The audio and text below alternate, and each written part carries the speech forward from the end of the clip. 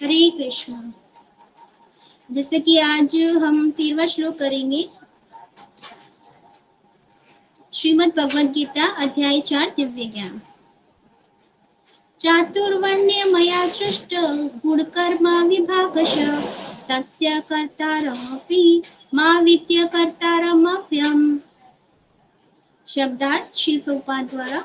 चतुर्वर्ण्यम मानव समाज के 4 विभाग मया मेरे द्वारा सृष्टम उत्पन्न किए हुए गुण कर्म तथा कर्म का विभागश विभाजन के अनुसार तस्य उसका कर्तारम जनक अपि यद्यपि माम मुझको विद्धि विद्धि जानो अकर्तारम न करने वाले के रूप में अव्ययम अपरिवर्तनीय को।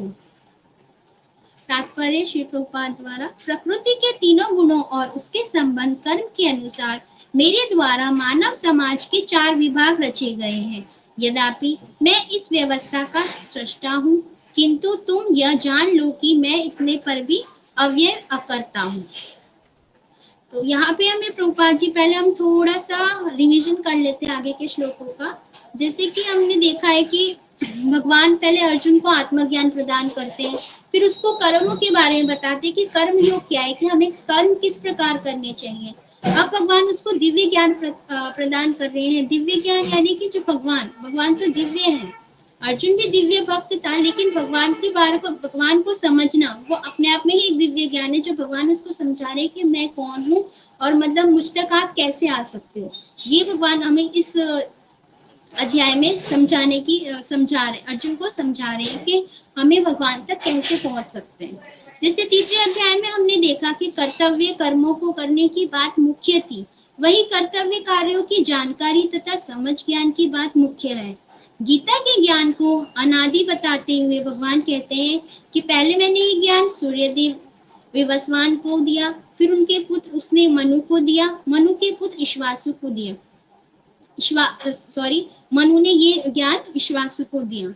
उनके भगवान ने बताया है कि भगवान के कई जन्म बीत चुके हैं और उनके जन्म और कर्म दोनों ही दिव्य हैं, जिनको जानने से जीव कर्म बंधन से मुक्त हो जाता है, कर्म बंधन के फलों से छूट जाता है। जब भी धर्म की हानि होने लगती है, तब भगवान प्रकट होते हैं। भगवान ने कहा, जो मेरे जन्म तथा प्रकृति को जानता है, वह जन्म मृत्यु के बंधन से छूट जाता है, राग द्वेष भय और आसक्ति से मुक्त हो जाता है। वर्णाश्रम धर्म बनाया, भगवान ने वर्णाश्रम धर्म की रचना की, भगवान ने ही वर्णाश्रम धर्म बनाया, और इसलिए बनाया ताकि धर्म तथा कर्म निर्धारित किए जाएं। यानी कि जो व्यक्ति जिस प्रकार से कर्म किया जाता है, उसी के हिसाब से उसको उसी वर्ण में जन्म प्राप्त होता है। जैसे कि कर्म अकर्म और विकर्म को समझने को हम इन 3 कर्मबंधों से मुक्त हो सकते हैं। जैसे कि हमें यहाँ पे बताया ना कि वर्णाश्रम धर्म में हम उसी हिसाब से हमें जन्म मिलता है कि जिस हिसाब से हमारे कर्म होते हैं। और कर्म भी 3 प्रकार के होते हैं। कर्म जैसे कर्म जो फल की इच्छा से जीव करता है, यानी कि कुछ कामना पाने के लिए, कुछ फल की इच्छा से, यानी कि कुछ प्राप्त करने के लिए। अकर्म क्या होता है, जो वेदों के अनुसार फल की इच्छा से रहित किया जाता है, भगवान की सेवा के लिए जो जीव करता है उसे अकर्म कहते हैं। और विकर्म वो होता है जो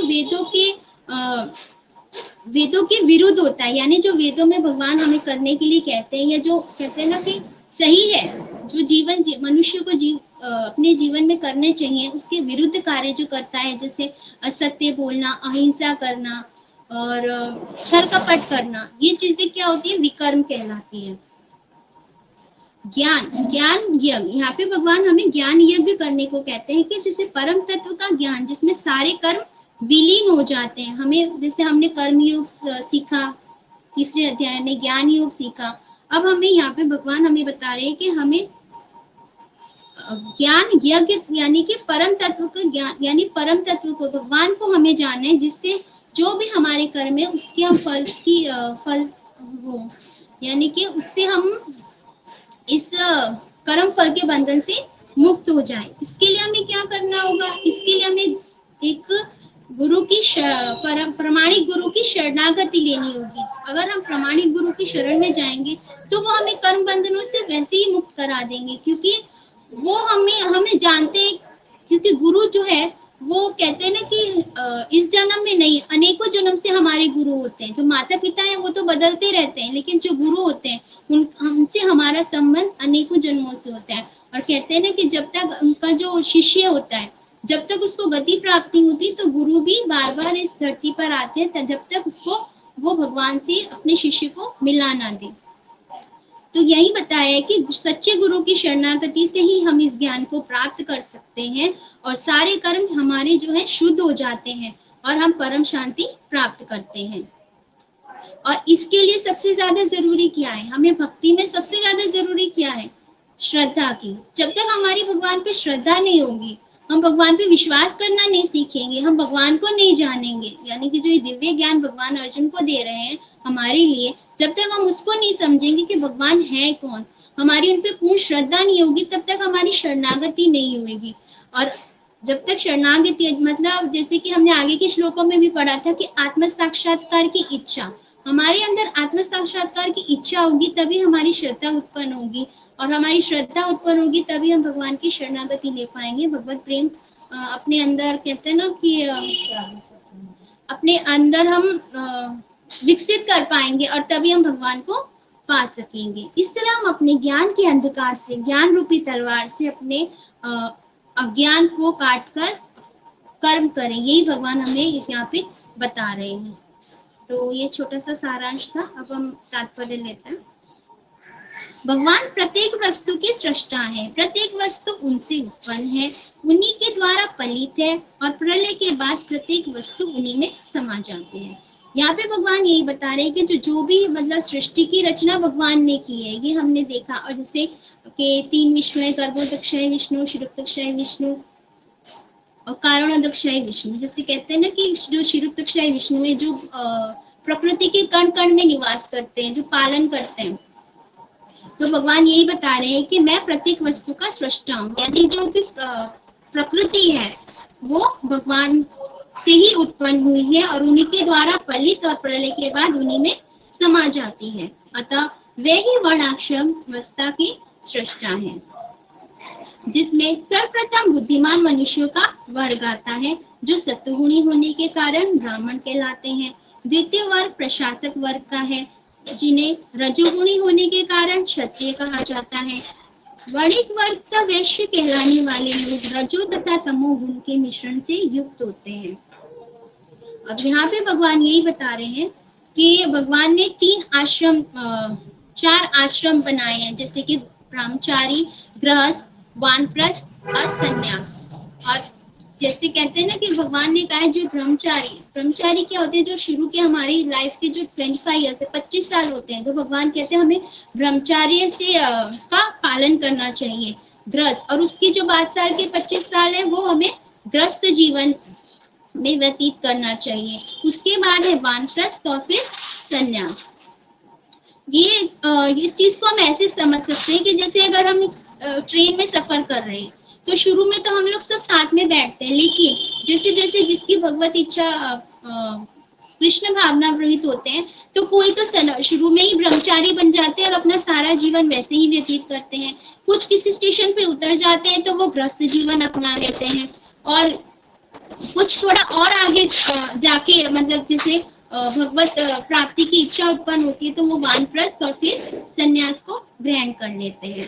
इसी में भगवान बता रहे हैं कि मैंने 4 वर्णों की भी व्यवस्था की सृष्टा, यानी भगवान ने 4 वर्णों का भी यहाँ पे उल्लेख किया है। जो 4 वर्ण है, ब्राह्मण, क्षत्रिय, वैश्य और शूद्र। ये 4 वर्ण है। ये 4 वर्ण जन्म के हिसाब से नहीं, परंतु गुण के हिसाब से, गुण और कर्म के हिसाब से भगवान ने इनका विभाजन किया है। जैसे कि भगवान यहाँ पे बता रहे हैं कि कोई भी व्यक्ति जन्म से ब्राह्मण नहीं होता। अगर उसके कार्य शूद्रों वाले हैं या वो तमोगुणी है या रजोगुणी है तो हम उसको ब्राह्मण नहीं कह सकते। तो भगवान हमें यही बता रहे हैं कि जो 4 वर्ण मैंने बनाए हैं, ये इसलिए नहीं बनाए कि लोगों में भेदभाव उत्पन्न हो या ऊंच नीच का हो या हम ये कह सकते हैं कि कहते हैं ना कि धर्म संप्रदाय के नाम पे कि तुम ऊंचे जात के हो, तुम नीचे जात के हो, ये मनुष्य अपने हिसाब से धर्म को तोड़ मरोड़ दिया है। लेकिन भगवान कहते हैं कि जो मैंने 4 वर्ण बनाए, ये इसलिए बनाए हैं क्योंकि जो व्यक्ति है उसके गुण के और कर्म के हिसाब से भगवान को जीव को जन्म मिलता है। जैसे कि हम एग्जाम्पल ले लेते हैं कि द्रोणाचार्य ब्राह्मण थे, लेकिन जो उनका पुत्र था अश्वत्थामा, वो बिल्कुल भी उसके अंदर ब्राह्मण वाले गुण नहीं थे। भगवान उसको द्विज ब्रह्म बंधु कह के पुकारते हैं, क्योंकि वह ब्राह्मणों मतलब ब्राह्मण पुत्र था, लेकिन उसके जो सारे कार्य थे, उसका सारा जीवन था, उसमें एक भी ब्राह्मण का गुण नहीं था। इसलिए भगवान उसको ब्रह्म बंधु कह के संबोधित करते हैं। भगवान ये बताते हैं कि जो 4 वर्ण है, ब्राह्मण, क्षत्रिय, वैश्य और शूद्र, इन सबसे ऊपर होता है वैष्णव। और जैसे यहाँ पे बताया ना कि 3 गुणों का भी यहाँ पे समावेश किया गया है। जैसे कि यहाँ पे बताया है कि जिसमें सर्वप्रथम बुद्धिमान मनुष्यों का वर्ग आता है, जो सतुगुणी होने के कारण ब्राह्मण कहलाते हैं। यानी कि जो ब्राह्मण है वो सतुगुणी होने के कारण ब्राह्मण कहलाते हैं। सतुगुणी कौन होते हैं?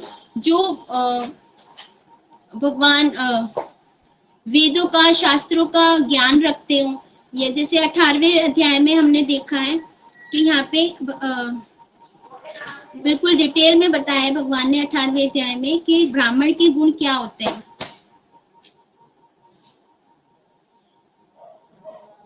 शांति प्रिय, आत्मसंयम, तपस्या, पवित्रता, सहिष्णुता, सत्यनिष्ठा, ज्ञान, विज्ञान तथा धार्मिकता, ये सारे स्वाभाविक गुण हैं जिनके द्वारा ब्राह्मण कर्म करते हैं।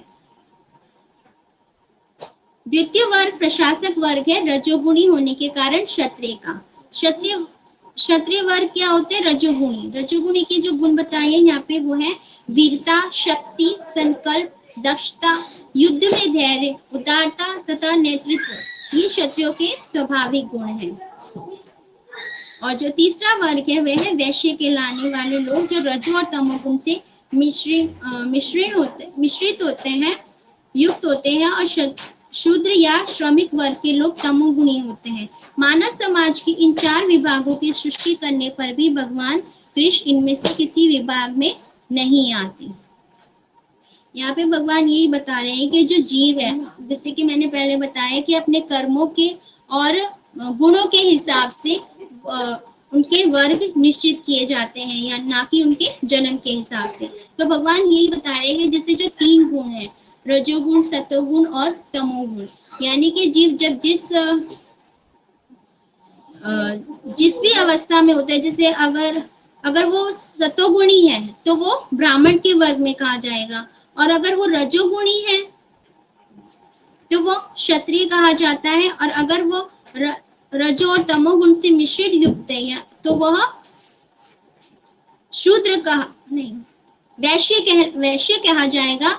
और जो अगर वो तमोगुणी है, जो भगवान में बिल्कुल भी नहीं मानते, या नास्तिकवादी हम कहेंगे, निर्विशेषवादी, उनको तमोगुणी कहा जाएगा। मानव समाज की इन 4 विभागों की सृष्टि करने पर भी भगवान कृष्ण इनमें से किसी विभाग में नहीं आते। तो भगवान यही कह रहे हैं कि मैंने सृष्टि की रचना की है, मैं कण कण में व्याप्त हूँ, और मैंने ही इन 4 वर्णों की बनाया है इनको, लेकिन मैं फिर भी इनसे अछूता हूँ।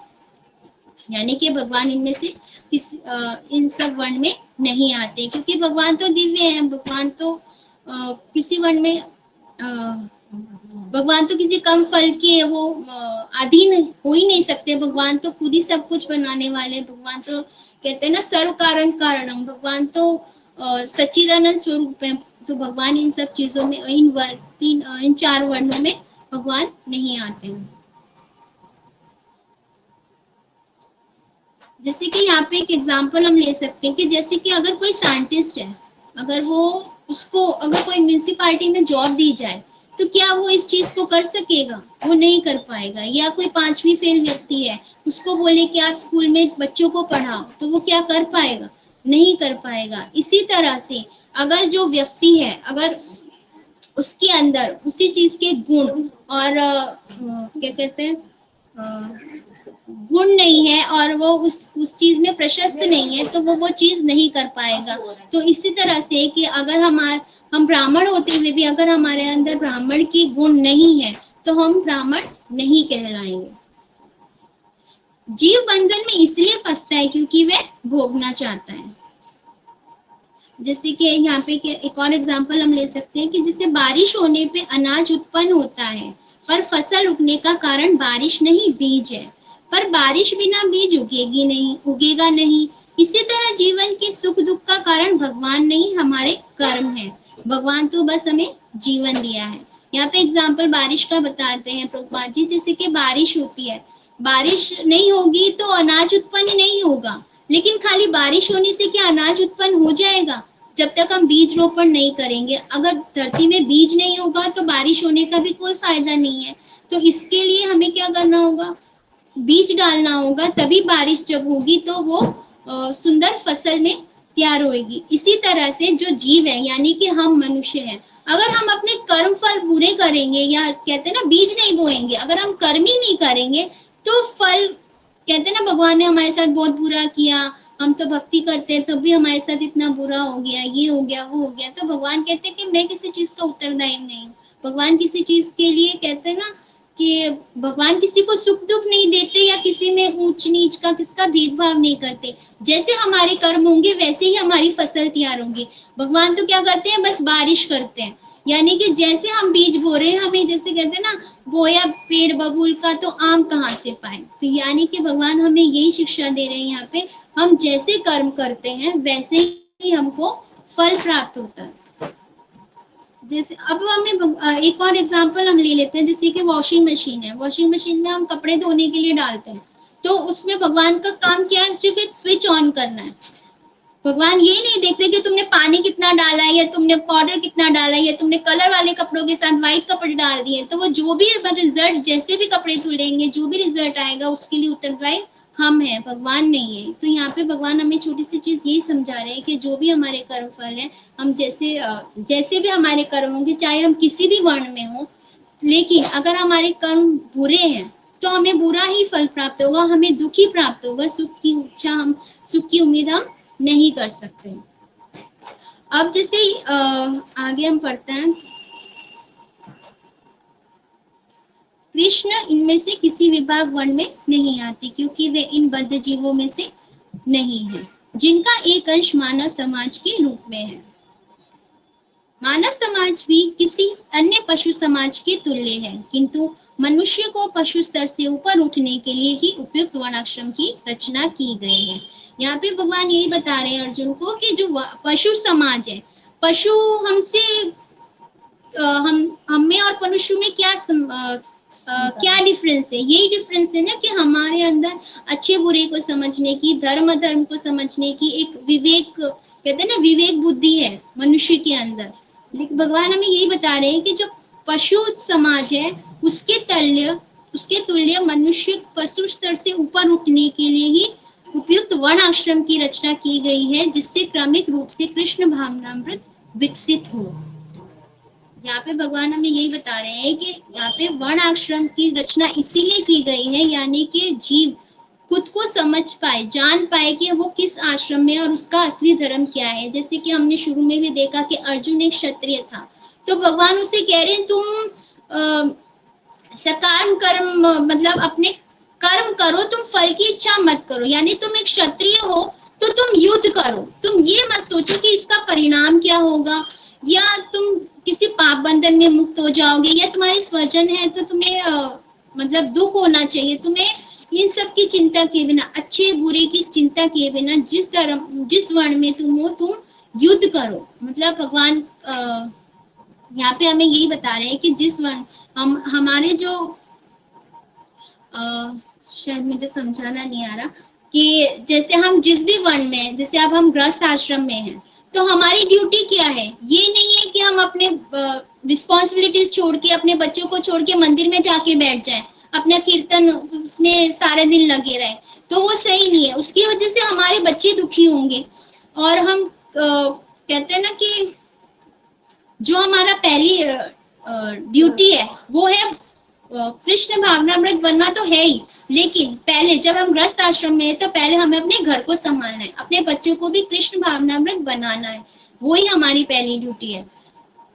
तो यहाँ पे भगवान यही बता रहे हैं कि जिस भी वर्ण आश्रम की रचना इसलिए की गई है ताकि क्रमिक रूप से कृष्ण भावनामृत विकसित हो सके। किसी विशेष व्यक्ति की किसी कार्य के प्रति प्रवृत्ति का निर्धारण उसके द्वारा अर्जित प्रकृति के गुणों द्वारा किया जाता है, यानी कि वो जिस गुण में हम होते हैं उसी की प्रकृति के गुणों के द्वारा ही हमारी प्रवृत्ति का निर्धारण, विशेष व्यक्ति किसी कार्य के प्रति प्रवृत्ति का निर्धारण उसके द्वारा अर्जित प्रकृति के गुणों के द्वारा किया जाता है। गुणों के अनुसार जीवन के लक्षणों का वर्णन इस ग्रंथ के 18वें अध्याय में हुआ है। जैसे कि शुरू में भी भगवान यहाँ पे प्रभुपाद जी ने हमें बताया है कि 18वें अध्याय में जैसे हमें बताया 3 गुणों के बारे में बताया गया है, रजोगुण, तमोगुण और सतोगुण। तो यहाँ पे यही बता रहे हैं कि जो व्यक्ति भौतिक गुणों के संसर्ग के बिना अहंकार रहित, संकल्प तथा उत्साह पूर्वक अपना कर्म करता है वह सफलता अथवा असफलता से अविचलित रहता है, वह सात्विक कर्ता कहलाता है, यानी वह सतोगुणी व्यक्ति कहलाता है। जो कर्ता कर्म तथा कर्म फल के प्रति आसक्त होकर फलों का भोग करना चाहता है तथा जो लोभी, सदैव ईर्ष्यालु, अपवित्र और सुख दुख से विचलित होने वाला है वह राजसी कहा जाता है।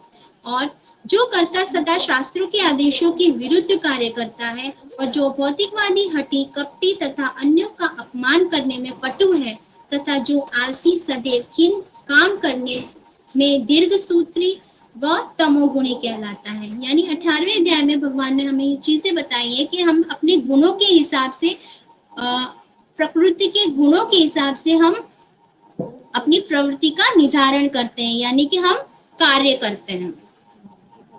किंतु कृष्ण भावनामृत व्यक्ति ब्राह्मण से भी बढ़कर होता है।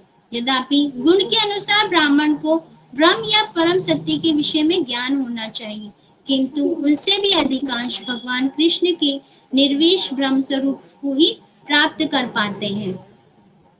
यहाँ पे प्रभुपाद जी हमें यही समझा रहे हैं, भगवान अर्जुन को यही समझा रहे हैं कि जो व्यक्ति ब्राह्मण होता है, यानी कि हमने ये तो देखा कि 4 वर्ण होते हैं, ब्राह्मण, क्षत्रिय, शूद्र और वैश्य और शूद्र, लेकिन उन सब से भी हमें उठा पुना है, हमें तीनों प्रकृति के तीनों गुणों से भी ऊपर उठ के हमें क्या करना है, हमें कृष्ण भावना प्रवित बनना है, जो कि ब्राह्मण से भी ऊपर बढ़कर होता है। यानी कि जो गुण के अनुसार ब्राह्मण को ब्रह्म या परम सत्य के विषय में ज्ञान होना चाहिए, यानी कि भगवान कौन है और वेदों में हमें क्या आदेश दिए गए हैं, जो उनका जानकार होता है, जो भगवान को कहते हैं ना तत्व से जानता है, वही वैष्णव कहलाता है।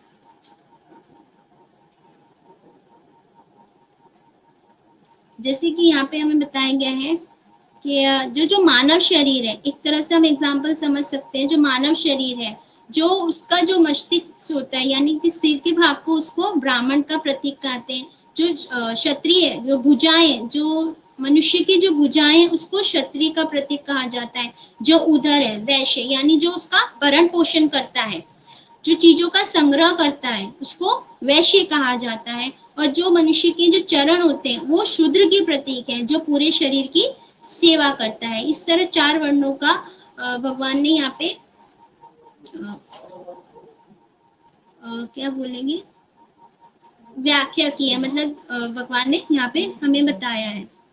किंतु कृष्ण भावना व्यक्ति ब्राह्मण से बढ़कर होता है, यद्यपि गुण के अनुसार ब्राह्मण को ब्रह्म या परम सत्य के विषय में ज्ञान होना चाहिए, किंतु उनमें से अधिकांश भगवान कृष्ण के निर्विशेष ब्रह्म स्वरूप को ही प्राप्त करते हैं। यानी कि जो ब्राह्मण वर्ग है, जब तक अगर वो पूर्ण रूप से कृष्ण भावनामृत नहीं है तो वह भगवान को नहीं पा पाएगा। यानी वो कहते हैं ना कि जो ब्रह्म ज्योति की पूजा करते हैं, जो निर्विशेषवादी है, ये जो ब्रह्म में लीन होना चाहते, खाली कहते हैं कि एक ज्योति है, एक ब्रह्म, एक उसकी ब्रह्म ज्योति की पूजा करते हैं, वो खाली भगवान के निर्विशेष ब्रह्म स्वरूप को ही प्राप्त कर पाते हैं, यानी वो जीवन मृत्यु के चक्र से नहीं छूट पाते, वो फिर दिव्य ज्योति में लीन हो जाते हैं। उसके बाद वो फिर अपने कर्मों के हिसाब से इस धरती पर वापस आ जाते हैं, क्योंकि उन्हें पूर्ण ज्ञान नहीं होता, उन्हें दिव्य ज्ञान नहीं होता, वो भगवान को पूर्णतः नहीं जान पाते। इसी की वजह से वो भगवान की पूर्ण शरणागति नहीं ले पाते। किंतु जो मनुष्य ब्राह्मण के सीमित ज्ञान को लांघकर भगवान कृष्ण के ज्ञान तक पहुंच जाता है, वही कृष्ण भावनामृत होता है, अर्थात वैष्णव होता है। वैष्णव वही होता है, यहाँ पे भगवान यही बता रहे हैं कि तीनों गुणों से ऊपर उठ के, चारों वर्णों से ऊपर उठ के हमें क्या बनना है, हमें शुद्ध वैष्णव बनना है। जैसे हम एक छोटा सा एग्जाम्पल ले सकते हैं, जैसे एक छोटा सा बच्चा होता है, आप ले लो 1-2 साल का बच्चा होता है, उसको ये नहीं पता होता डर क्या होता है, या काम क्रोध लोभ, ये जो भी आप कहते हैं ना विकार ले लो, इनके बारे में उसको कोई जानकारी नहीं होती है। वो पूर्णतः अपनी माँ पे आश्रित होता है, वो ये नहीं जानता कि डर क्या होता है। ये धीरे धीरे बड़ा होता है तो हम ही उसको समझाते हैं कि भाई तुम ये खा लो नहीं तो वो आ जाएगा, जिससे हम बच्चों को डराते हैं कि तुम ये कर लो नहीं तो भूत आ जाएगा या कुछ भी है। तो जो छोटा सा बच्चा होता है उसको और किसी चीज की जानकारी नहीं होती, वो पूर्णतः शुद्ध होता है। तो ऐसे एक वैष्णव होता है, वो अपने लाभ हानि, अच्छा बुरा, कर्म फल, मतलब वो किसी चीज की चिंता नहीं करता। उसको बस ये पता होता है कि भगवान है और मैं उनका अंश हूँ या बेटा हूँ, या कुछ भी कह लो कि मतलब मुझे बस भगवान के पास जाना है। जैसे कि एक छोटा बच्चा सिर्फ अपनी माँ के पास जाता है कि उसको जो भी चाहिए वो अपनी माँ के पास जाएगा और पूर्णतः अपनी माँ पे आश्रित होता है। इसी तरह हमें भी एक शुद्ध वैष्णव बनना है। जैसे कि भगवान कहते हैं हमें तीनों गुणों से ऊपर उठना है, चारों वर्णों से ऊपर उठना है, ताकि हम भी भगवान को, अपने परम पिता के पास हम जा सके। कृष्ण भावनामृत में कृष्ण के विभिन्न अंशों यथा राम, नरसिंह, वराह आदि का ज्ञान सम्मिलित रहता है। और जिस तरह कृष्ण मानव समाज की इस चतुर्वर्ण्य प्रणाली से परे है, उसी तरह कृष्ण भावनामृत व्यक्ति भी इस चतुर्वर्ण्य प्रणाली से परे होता है। चाहे हम इसे जाति का विभाग कहें, चाहे राष्ट्र का, चाहे संप्रदाय। तो अंत में प्रभुपाद जी हमें यहाँ पे यही बता रहे हैं कि जैसे कि हम लोग कहते हैं ना कि 4 वर्ण में विभाजित किया गया है।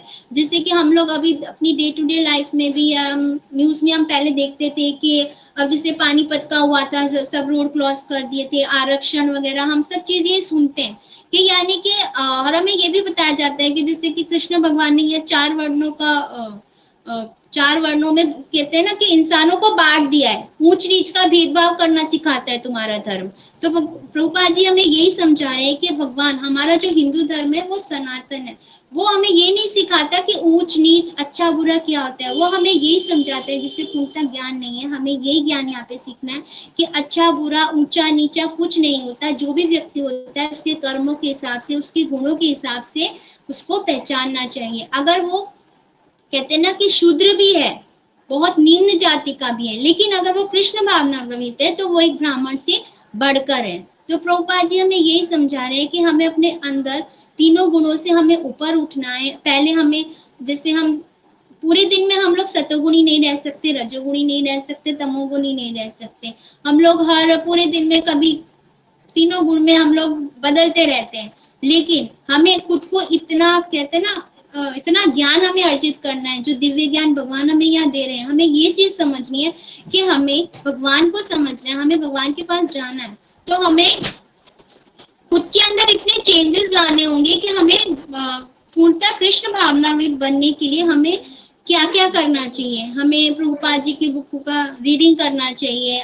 जैसे अभी शुद्ध नाम जब चल रहा है, सबके घरों में हो रहा है, तो भक्तों का संग मिल रहा है, इससे कुछ ना कुछ चेंजेस तो आ ही रहे हैं। अब जैसे प्रभु जी जाते हैं तो वो बोलते हैं कि इतना अच्छा लगता है कि सबको भक्तों का संग मिलता है, 16 माला कब हो जाती है पता भी नहीं चलता, और घर में करते रहते तो नींद आती रहती है, वहां तो नींद भी नहीं आती। तो ये चीज है कि हमें अपने अंदर ये चीजें गुण विकसित करनी है, ताकि हम पूर्णतः कृष्ण भावना प्रवृत्त हो सके। अब जिससे मैंने एक राजविद्या पढ़ी थी, उसमें एक स्टोरी आती है। उसमें जैसे जब नारद मुनि कहते हैं कि पृथ्वी का भ्रमण करते ही है, तो जब पृथ्वी का भ्रमण धरती पे आते हैं तो एक ब्राह्मण उनको मिलता है। तो वो बोलते हैं नारद मुनि, आप अब जब भगवान से मिलेंगे तो आप ये पूछना कि मेरी मुक्ति कब होगी। तो नारद जी कहते हैं ठीक है। फिर वो आगे जंगल की तरफ जाते हैं तो वहां एक पेड़ के नीचे मोची बैठा होता है। तो वो मोची कहता है कि नारद मुनि, आप भगवान से जब मिले तो आप ये पूछना कि मेरी मुक्ति कब होगी। तो जब भगवान नारद मुनि भगवान से मिलते हैं तो भगवान से कहते हैं कि भगवान, एक ब्राह्मण है और एक मोची है, उसने मुझसे पूछा है कि मेरी मुक्ति कब होगी, तो आप बताइए कि उनकी मुक्ति कब होगी ताकि मैं उनको जाके जवाब दे सकूं। तो भगवान कहते हैं कि जो मोची है वो तो इस जन्म के बाद पूर्णतः मेरे पास आ जाएगा क्योंकि वो मेरा भक्त है, लेकिन जो ब्राह्मण है वो अभी कई योनियों में घूमेगा और उसका मेरे पास आने का कोई भी अभी चांस नहीं है, यानी अभी कोई भी उसके कर्म ऐसे नहीं है कि वो मेरे पास आ सके। तो नारद मुनि भी चौंक जाते हैं कि वो ब्राह्मण है तब भी वो आपके पास क्यों नहीं आएगा। तो भगवान हंसते हैं, भगवान कहते हैं बस तुम जाओ उनको बता देना, और अगर वो पूछे ना कि भगवान क्या कर रहे थे तो तुम ये कह देना कि वो सुई की नोक में से हाथी को निकाल रहे थे। तो जब नारद मुनि ब्राह्मण से मिलते हैं तो वो ब्राह्मण पूछता है कि क्या तुम नारद मुनि, आप क्या भगवान से मिले। वो बोले हाँ मैं मिला था। तो उन्होंने पूछा कि भगवान उन्होंने क्या कहा। तो उन्होंने कहा कि अभी तुम्हें समय लगेगा। तो उन्होंने कहा अच्छा, तो आप ये बताओ भगवान क्या कर रहे थे। उन्होंने कहा भगवान सुई की नोक में से हाथी को निकाल रहे थे। तो ब्राह्मण बोला मैं नहीं मानते ये सब बकवास बातें, आप तो पता नहीं क्या क्या बोलते रहते हो, ये बोल के वो चला जाता है। तो नारद मुनि तो खैर शुद्ध भक्त हैं, उनको एक मिनट नहीं लगा समझने के लिए कि भगवान ने ये क्यों कहा था कि ब्राह्मण को आने में, मेरे पास आने में समय लगेगा, क्योंकि उसकी कोई भी श्रद्धा नहीं थी। जैसे कि हमने इस श्लोक में पढ़ा कि वो ब्राह्मण तो था लेकिन उसके अंदर ब्राह्मण का कोई भी गुण नहीं था, भगवान के ऊपर कोई भी उसकी श्रद्धा विश्वास कहते हैं ना कुछ भी नहीं था। जब वो मोची के पास जाते हैं नारद मुनि, तो वो मोची पूछता है कि नारद मुनि भगवान ने क्या कहा, मुझे मुक्ति कब मिलेगी। तो भगवान मोची कहता है नारद मुनि कहते हैं क्या तुम ये नहीं पूछोगे भगवान क्या कर रहे थे। बोले अच्छा आप यही बता दो कि भगवान क्या कर रहे थे। तो वो कहते हैं कि वो सुई की नोक में से हाथी को निकाल रहे थे। तो वो मोची प्रशंसा मतलब बहुत खुश होता है, खूब तारीफ करता है कि मेरे भगवान ही ये कर सकते हैं और किसी के बस की बात ही नहीं है। भगवान ने जिसने सृष्टि की रचना की है, इतने बड़े बड़े कार्य किए हैं, भगवान ही है जो सुई की नोक में से हाथी को निकाल सकते हैं। तो वो बोलते तुम ये बात मान लेते हो बेटे, क्यों नहीं मान सकता। एक छोटा सा बीज है, अगर आप उसको धरती में डालते हो तो वो इतना बड़ा वट वृक्ष बन जाता है जो मीलों तक फैला होता है। तो ये क्या कोई साधारण मनुष्य कर सकता है, ये तो मेरे भगवान ही कर सकते हैं। जो भगवान, इस चीज पे मैं बिल्कुल विश्वास करता हूँ कि जो मेरे भगवान कर सकते हैं वो किसी के बस की बात नहीं है। तो नारद मुनि खुश हो जाते हैं और वो उसको बताते हैं कि तुम इसी जन्म में भगवान को पा सकोगे। तो यानी इस श्लोका से हमें यही समझ में आता है कि हमें तीनों वर्णों से, चारों वर्णों से ऊपर उठ के हमें भगवान का आत्म साक्षात करना है। और उसके लिए हमें क्या है, पहले हमें अपने अंदर इच्छा उत्पन्न करनी होगी, श्रद्धा उत्पन्न करनी होगी, भगवान के प्रति विश्वास उत्पन्न करना होगा, तभी हम ये चीजें कर सकते हैं। हरे कृष्ण माता जी। जो मुझे श्लोक में समझ आया मैंने व्याख्या करी है, और कुछ मुझसे गलती हो गई तो क्षमा कीजिएगा। हरे कृष्ण।